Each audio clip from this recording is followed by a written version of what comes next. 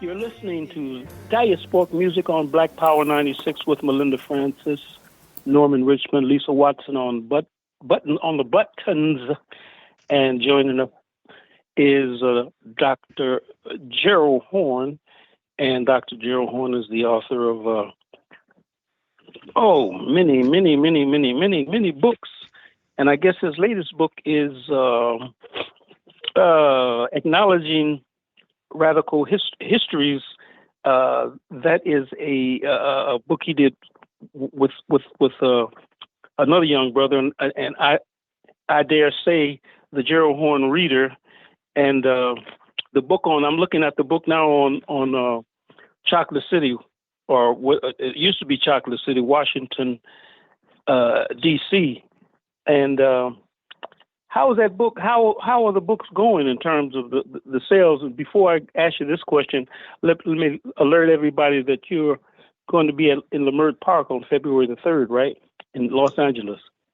Yeah, Leimert Park, Los Angeles, otherwise known as Africa Town, February 3rd. The advertising and promotions should begin within 24 to 48 to 72 hours. We look forward to seeing the audience from this wonderful program there. Well, I hate to. I'd have to say that I have at least 5 cousins that live within walking distance of that park, and I know at least one of them, Donald. He told me he would be there with his red suit on. He told me to tell you that. Right on. Okay, so we are ready to rumble, I guess. You want to kick it off, Melinda? Yeah, I know last week we kind of mentioned Canadian journalist who's covering foreign policy, Canadian foreign policy specifically. So maybe we'll just follow up on that because we didn't give a full kind of rundown. To start, the young sister, I believe, that Norman was trying to mention, her name is Bianca Ghani.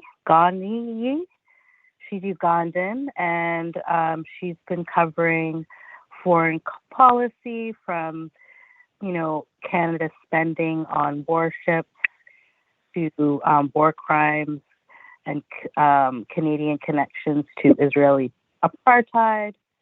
And then there's Eve Angler, who's Montreal-based.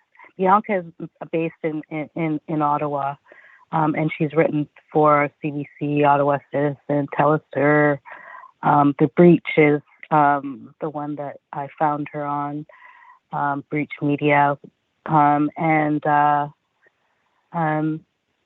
Yves Angler is based in Montreal, I believe, and he does a lot of work around similar things around foreign policy, and then he does like a lot of things on his Instagram. If you guys follow him on Instagram, he kind of challenges politicians. He goes up and asks them questions and watch them stutter, kind of thing. So it's kind of entertaining if you want to follow him on Instagram. I don't know if you know a little bit more about his work. Maybe you could follow up, Norman, on Eve. Well, Eve, like Dr. Horne would say, all you got to do is Google him. He's all over the place. He's written, 3, 4, 5 books on Canadian foreign policy. He's been to Africa, and he's married to a Haitian woman. He's very involved in the whole question. He's written, and he's been to the continent of Africa. And he started out, I've known him for many, many years. He started out sort of like a liberal social democrat, but I would say, I'm proud to say that he has definitely moved more and more to the left. His work is fiercely anti-imperialist, and he is he's on top of his game. And there's also a group of women in Ottawa. They have a show called Black on Black. There are 4 hosts, and one of the hosts is named Sarah Onyango. She's a sister from Kenya who happens to be like Barack Obama Luo, or whatever that's worth.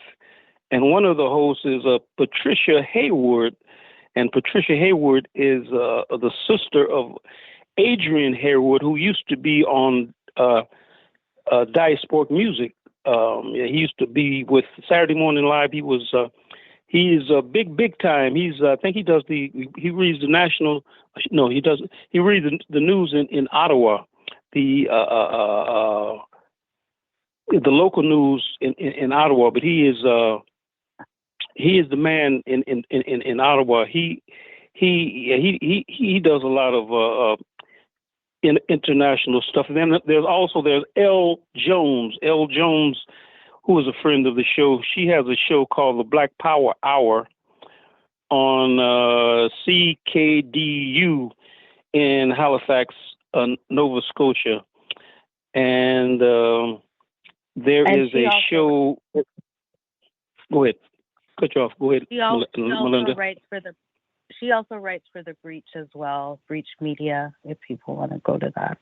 I don't want to forget also in Ottawa as well is Jean Saint-Ville, who's also a friend of the show and has been on the show a couple of times. He's based in Ottawa, and he's Haitian. So he's been involved in writing around that since 2004 in the coup. So and his website is jafriquehaiti.com, and you can get connected through that way. So yeah. And he's also very close to the All African People's Socialist Party. He's very he's worked with Chairman O'Malley and the Uhuru movement for many moons. And I think, let me say this, Melinda. There's also people in other spots in the middle part of Canada, and we have people in Vancouver. But I remember I went to the meeting of the National Association of what's called National Association of Black Journalists, the Canadian chapter, and I was trying to talk about Al Hamilton, and they wouldn't let me speak. I guess they had got the memo that I was a troublemaker, and we referred to the National Association of Black Journalists as Negroes Against Brother Jamal. And that was a couple of years ago. Hopefully they've polished up their act. We wanted to go there and basically talk about Al Hamilton. Al Hamilton was the founder and owner of Contrast, which was the black newspaper that existed for decades in Toronto, and everybody got their start from Contrast. He even had prisoners writing. There was a brother by the name of Edwin Hogan. He was in prison in Ohio. He had a column. John Haywood, who is the father of Adrian and Patricia Hayward, he had a column there. Al Hamilton was a formidable force. His roots were from Oklahoma, and his folks came to Calgary, Alberta, or Winnipeg, and Alberta, and he got involved in the quote unquote criminal world, and he went to prison and he reformed himself and came back and he started the newspaper and gave many people their starts in journalism, including myself. And like I say, the Negroes Against Brother Jamal, they wouldn't let me and Jojo Chinto, who was one of the foremost journalists in Canada. He had a TV show, and he's a filmmaker. But Joe Chinto is another. He's another. We'd have to do a whole show on him. But that's a brief summary of what's taking place. And that's only in Ontario. Like I was getting ready to say, there's people in the Vancouver and other parts of Canada. We can deal with that at another time. And you are listening to Diasporic on Black Power 96. So, Dr. Horne, are you still there? Of course. Yeah. You saw I was starting to think. No, it was just us for a bit. So that's the rundown, and that's a good idea. We should keep a track of people in the whirlwind, basically, who is covering these things. But let's start with the coups in Africa: Sierra Leone, Guinea Bissau, unrest in Madagascar. Well, first of all, a footnote. With regard to Leimert Park, February 3rd, 2024, I should also mention that just about an hour ago, I finished the first draft of my next book, Armed Struggle, with a question mark. Panthers and Communists, Black Nationalists and Liberals in Southern California through the 60s and 70s. And so I'll obviously provide a sneak preview for this book, which most likely will emerge late next summer, early fall. With regard to the question on the table, there has been a significant amount of political unrest in West Africa. We're all familiar because we've discussed it at length, what happened in Niger beginning in July 2023, what happened in Gabon beginning the next month. Previously, of course, you had regime changes in Mali and Burkina Faso. I should also mention, and I think we have mentioned, that Mali, Burkina Faso, and Niger have banded together in a confederation, the Alliance of Sahel States. That's good news because there is strength in numbers, and this will make it easier for them to negotiate with the leading capitalist countries. Now, within the last few weeks, you've had forces in Sierra Leone and Guinea Bissau who sought to emulate, I take it, their counterparts in Mali and Niger and Burkina Faso in terms of the military, trying to seize power. Now, they were put down, they were squashed in those latter two West African nations. And we're still sorting out the news to ascertain whether or not that was positive or negative. And as can be inferred from those last few words, obviously we have to take a nuanced view with regard to these regime changes, because frequently, because of the depredations of neocolonialism, the only force left that can effectuate any change away from neocolonialism is the military. That's certainly the case, I would argue, with regard to the Alliance of Sahel States. It's too soon to say whether that's the case with regard to Sierra Leone and Guinea Bissau. And I would also say Madagascar as well, the giant island off the southeast coast of Africa. Recall that on Freedom Now, KPFK, Pacifica, Los Angeles, we interviewed a specialist on Madagascar who talked about the little known fact that at the end of the 17th century, there was a vibrant trade in enslaved Africans from Madagascar to North America. As a matter of fact, the author, if you listen to the interview, she speculated that the ancestors of the man we know as Muhammad Ali, the boxer, may have had roots in Madagascar. In any case, this island has suffered through considerable unrest. And also, since I'm in that neck of the woods, I should also mention what happened in Seychelles, another archipelago off the eastern coast of Africa, which has had a certain amount of instability, although this has been due in recent weeks, fortunately, not to any kind of revolt amongst the military. And you're talking about going back, pardon me, Madagascar, that's where Thomas Sankara became familiar with Marxism in Madagascar. They were the ones that, I guess, the West would say, sort of turned him in the wrong direction of history, according to the imperialists. Well, what's interesting about these empires, and it's oftentimes forgotten, I'm afraid to say, is that Britain, for example, could recruit thousands upon thousands and thousands of soldiers from what was called British India to fight on its behalf, be it against the European opponents during World War I, just as France recruited West Africans to fight in Vietnam in the early 1950s, particularly Senegalese soldiers, just like France recruited Senegalese soldiers to fight on its behalf during World War I.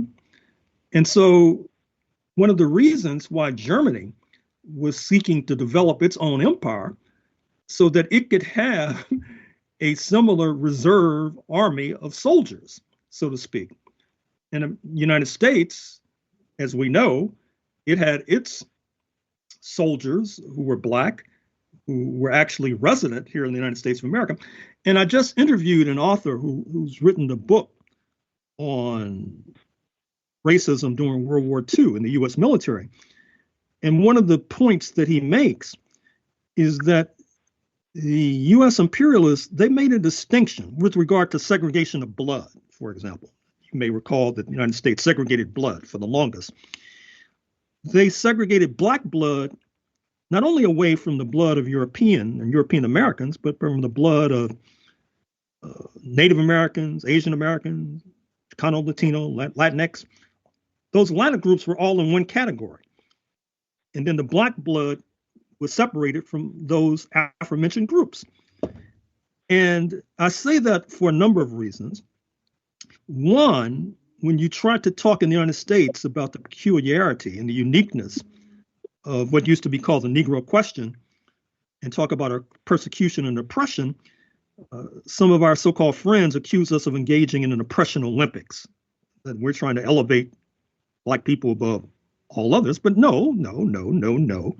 This is a legacy of enslavement and the degradation that came from enslavement. But more than that, I would argue, it's a legacy of the fact that this property was seized without compensation, driving many in Dixie into poverty from which they have yet to recover, unleashing a vehemence and ferocity towards the Black population that in some ways is unparalleled in world history, because as you know, in the Caribbean, when enslavement was abolished, the enslavers were compensated. In fact, by some measures, they were only paid off as recently as 2015. And the abolition of slavery took place in the 1830s. Likewise, I just interviewed an author who will be talking on Freedom Now, KPFK, 11 a.m. Pacific, 2 p.m. Eastern on Saturdays, talking about the indemnity, so-called, or the reparations that revolutionary Haiti had to pay to France, which obviously destabilized the Haitian economy. And interestingly enough, one of the points she makes is that the planters in France objected because as they saw it, the compensation was going to the banks. And as she interprets the situation, this was a coup within the ruling class of France, with the bankers and finance capital coming out ahead to the detriment of the planters. And that is something to consider, because she also says that in some ways, post 1825, when that indemnity was imposed, the exploiters in France actually reaped more wealth post 1825 than they did during slavery.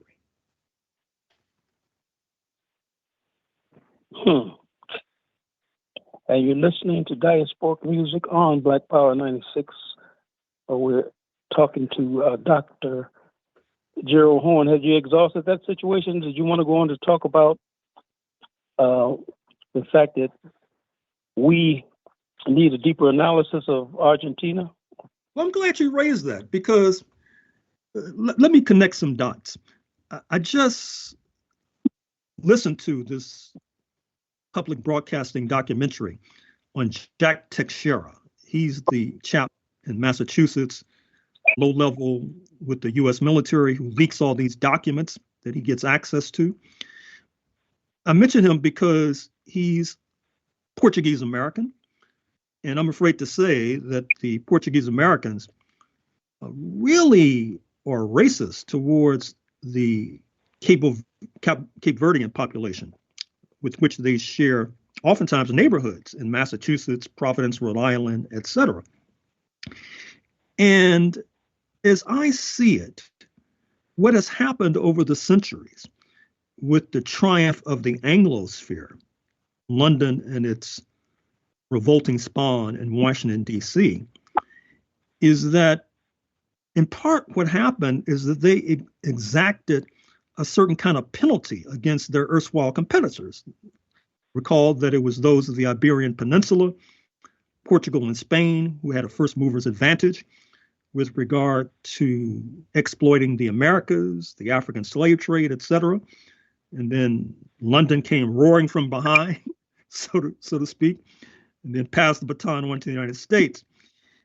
And what happened, as you know, is that without at all downplaying, as just referenced, the racism of the Iberians, the Portuguese and the Spanish, their model was somewhat different than the whiteness model of the Anglosphere, which sought to throw up a Berlin Wall between those of European descent and all others. Whereas, as I said in my 16th century book, the Iberians took religion too seriously. They tried to privilege those who were Catholic.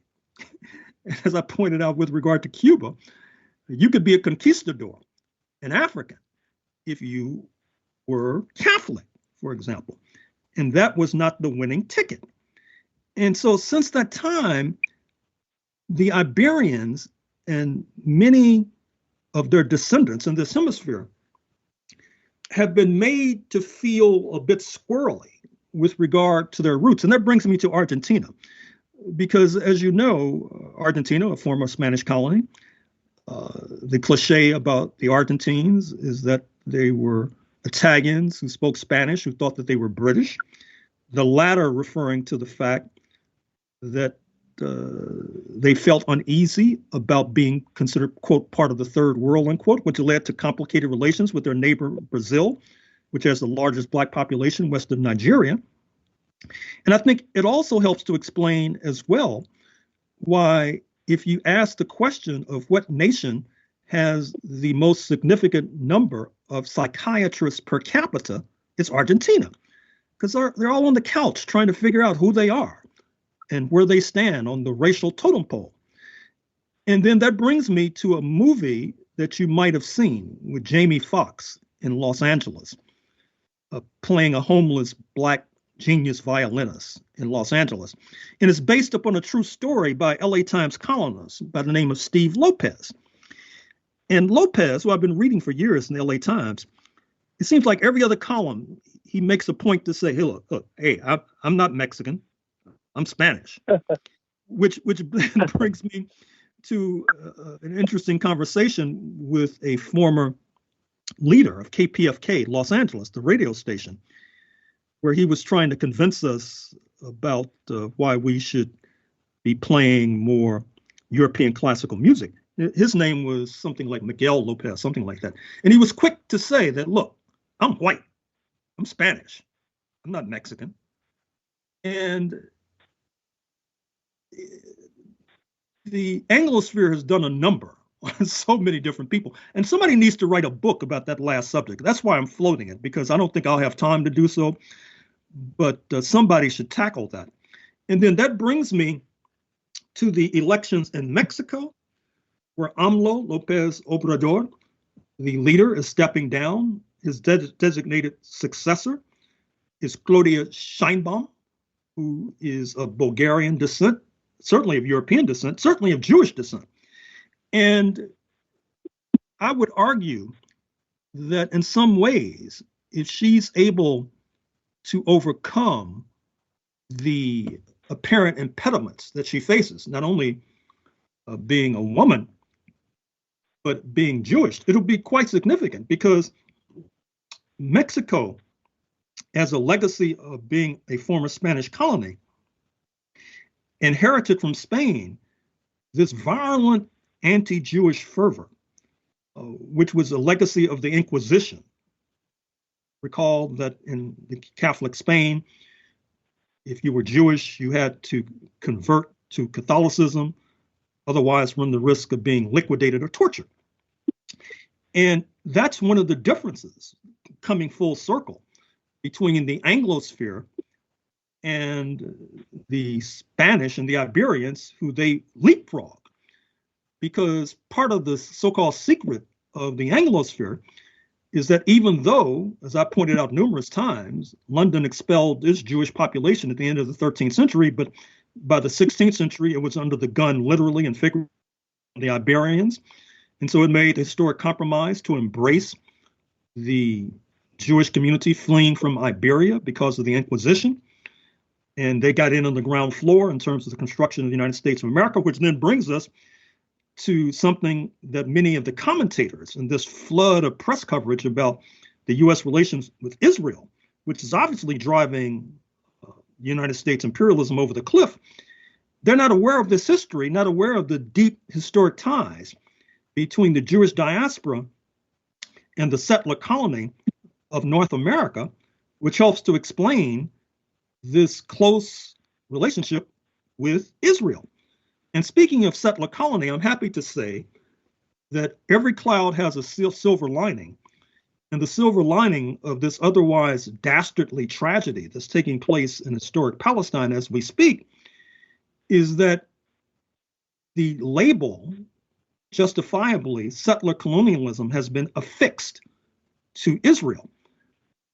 But I think that as a direct result, many, including our typically late to the party friends on the left, have begun to look at U.S., believe it or not, as a settler colonial project. I guess better late than never, since otherwise, if you don't look at the United States as a settler colonial project, with the kind of class collaboration that adheres in settler colonialism, particularly amongst the settlers, you don't understand U.S. imperialism, which means you don't understand why Trump got 75 million votes. You don't understand why he is poised to return to the White House in about 17 months. So there you have it. This is our last question because we basically are running out of time. But don't you feel that the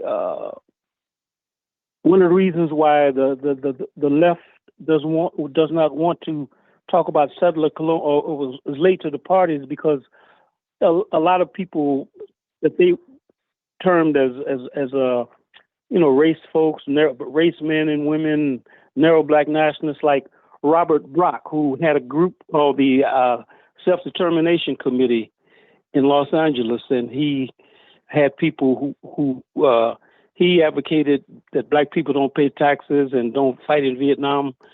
And there's articles about him in the Los Angeles Times. You can see that. But they were talking, and even before him, there were African people that took a anti-colonial position and either used the term settler colonialism directly or indirectly. Am I correct in saying that? Well, sure. I mean, the thing that gets me about the U.S. left is that the unwillingness to grapple with reality. One of the points I've been making in terms of commenting about Israel, for example, is that many of our so-called friends on the left, many of whom are Jewish American, they're very keen and quick to affix the label identity politics and identitarian to anything coming out of the Black liberation movement. And then you have Israel, an ethno-religious state, an apartheid state based upon Jewish supremacy.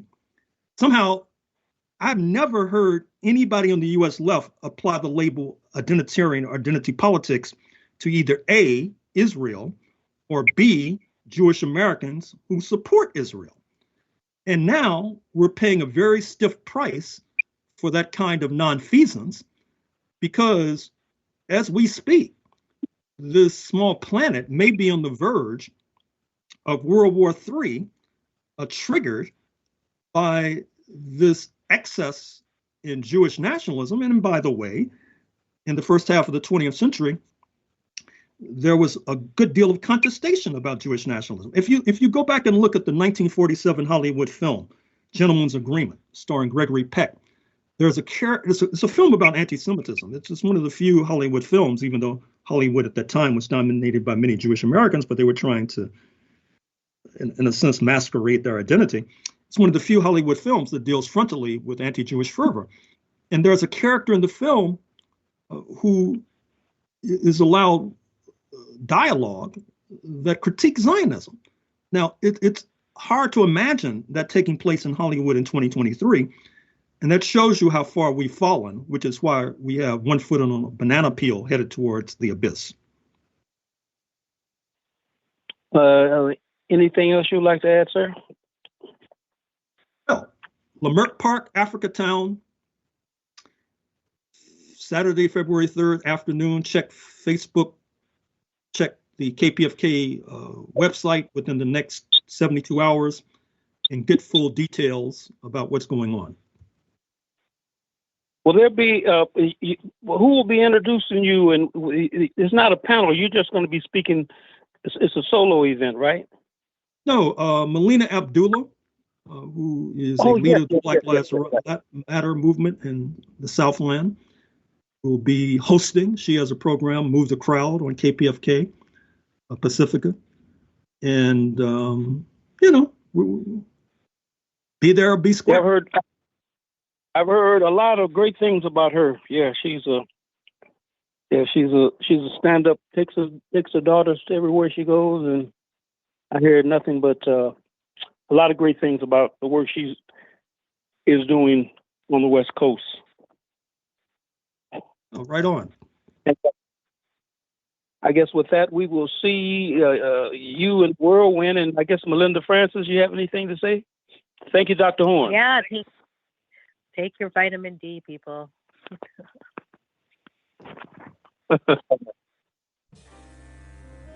Why do you say that? Wait, thank Lisa for watching. And Dr. Horne, you were saying something? I'm sorry, I cut you off. No, I'm asking, why should we take our vitamin D? Give us some instruction. Well, if you live in the northern hemisphere, you're in Texas, so a little less so. People need to boost their vitamin D, and especially if you have lots of melanin. So people need to take their vitamin D during the winter.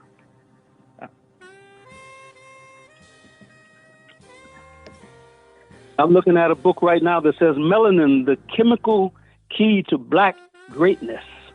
Oh my goodness. This was sent to me by Jahid Ashley, Ayuko Babu's brother. He sent this book to me maybe 30 years ago. I'm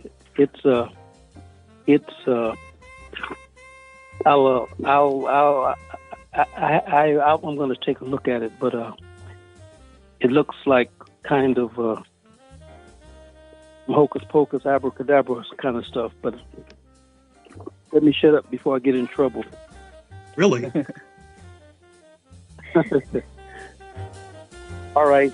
So we will see everyone in the whirlwind, and thank Lisa Watson for her checking the show as usual. Take care. Bye-bye.